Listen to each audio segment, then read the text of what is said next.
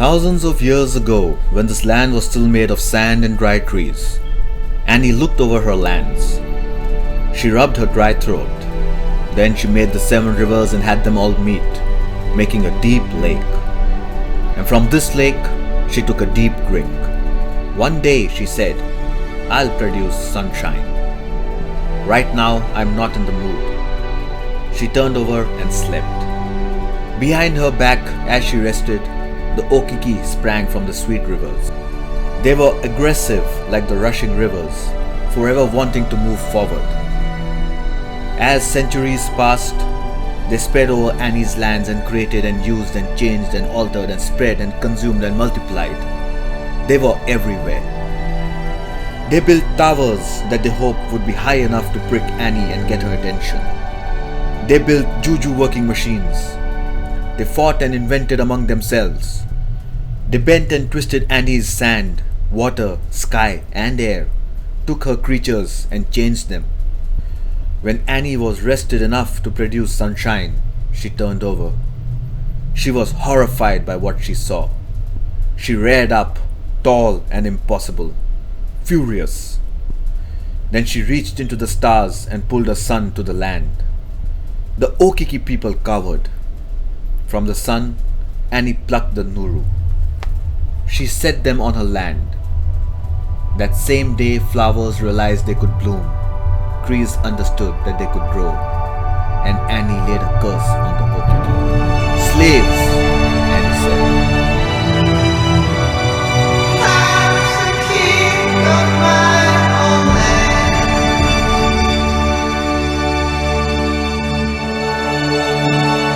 Facing tempest of dust, I'll fight till the end.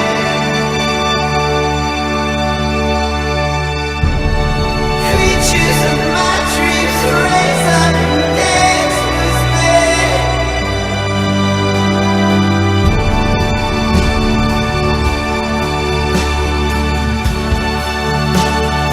Now and forever, I'm your king."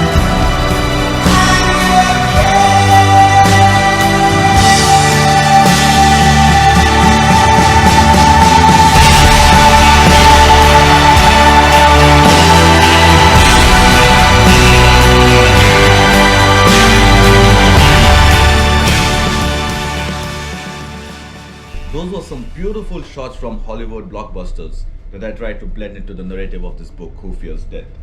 If you could recognize any of those films, do let me know in the comments.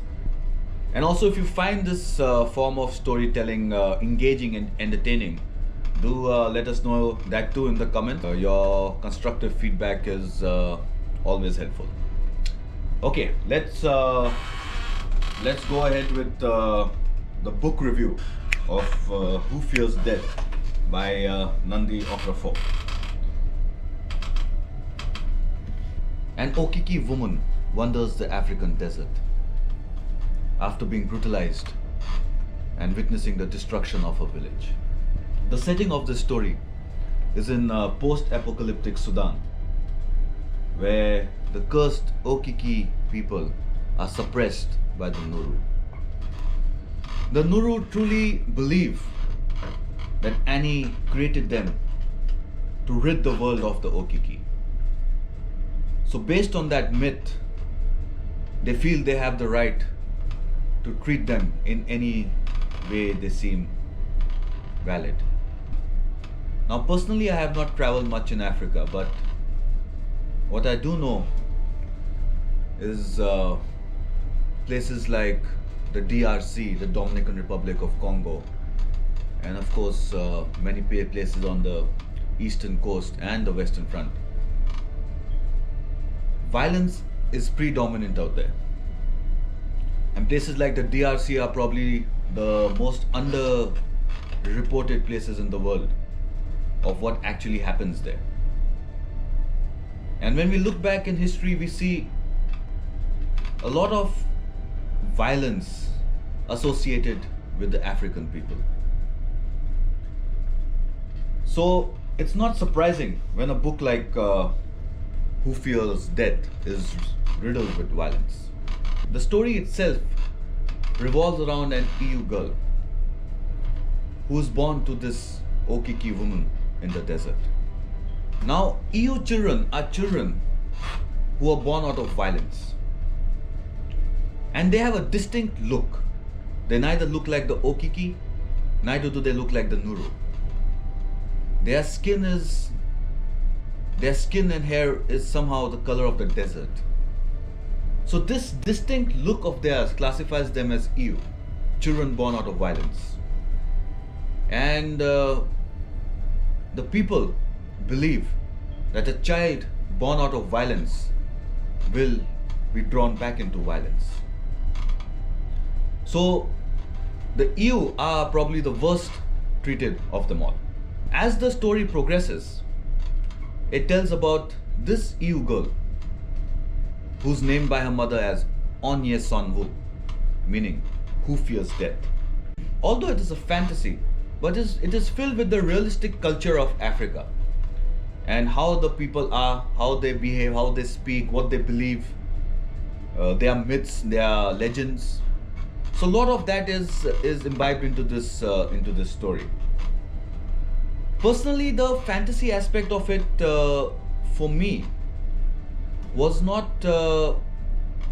how do I put it? I was somehow not drawn into the fantastical aspect of it, because when we speak about fantasy, I mean the fantasy novels that I have read, there is a certain aura about them that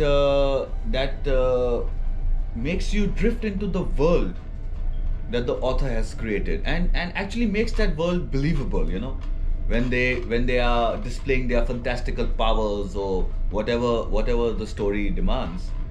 That character arc somehow seems believable, how the character is developing into his or her own powers, and how she is using them, and how it is blending with the narrative. But somehow in Who Fears Death, the realism is so strong that I was not able to switch into the fantastical aspect of it. The story follows Onye Sonwu as she walks down this path towards avenging what happened to her mother, towards avenging what happened or what's happening to the Okiki people, to stop the brutalization of the Nuru, to change the myth of Annie, who has typecast the Okiki as slaves in her fable. So, does Onwe Sonwu succeed in saving the Okiki people? Does Onwe Sonwu succeed in redemption? Does Onye Sonwu succeed in redeeming the Okiki people from Annie's curse? Is what the story is more or less about. Do read it for its historical portrayal of African culture, its people, its myths, its languages. Yeah, the book is a little dark, riddled with violence, but the story itself is heartwarming at times, as you develop to as you grow to understand the character and her anguish. But as a fantasy, I would not rate it too high. As I stated earlier, I was not being able to get drawn into that fantastical aspect of the character. I just felt too attached to her in realism rather than in a fantastical world. Alright, I mean, I don't want to dwell into too many spoilers here, because it's not a very large book and it's not a very long story. So yeah, that's about it from my end. Enjoy yourself. Good luck.